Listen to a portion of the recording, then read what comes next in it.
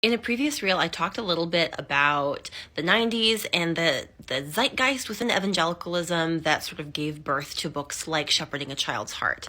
Now I want to talk a little bit about some of the most popular parenting books that came out the same year as Shepherding a Child's Heart, 1995. Now, I'm not trying to be exhaustive here, but I do want to highlight a couple of really popular books because I think it helps to understand the world of secular parenting advice that Tedd Tripp is sort of setting himself up in opposition to or as an alternative to. Because as both Marissa and I have discussed in other reels, Tedd Tripp does a lot of talking about how the mainstream or secular culture is working against the goals of a Christian parent. So the first one I'll highlight is Stanley Greenspan's The Challenging Child. This book was a bestseller. It went into multiple printings. This book, written by a medical doctor, really relies on a lot of kind of popular psychology of the time to classify children into 5 different difficult personality types and then coaches parents on how to adapt their parenting style to best serve those children. And while this is just speculation, I would guess that if Tedd Tripp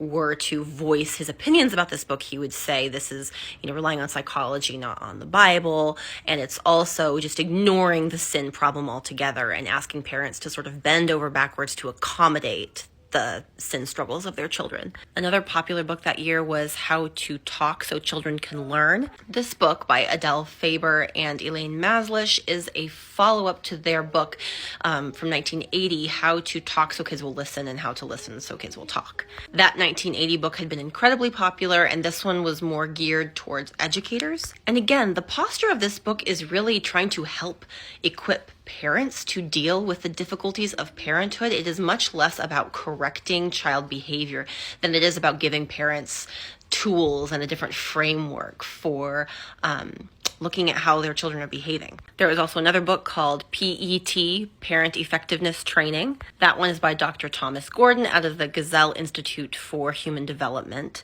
Again, parent-centric in trying to help parents adapt their own behavior and approaches, and also coming out of an institution that would have been affiliated with a lot of things that Tripp does not particularly like psychology and the medical field. When I say those are things that Tedd Tripp doesn't like, I mean those are areas where he would say you have specialists who are not equipped to help Christian parents best raise their children. And so just from those couple of titles, you can kind of see the landscape of really popular parenting advice and literature of that moment.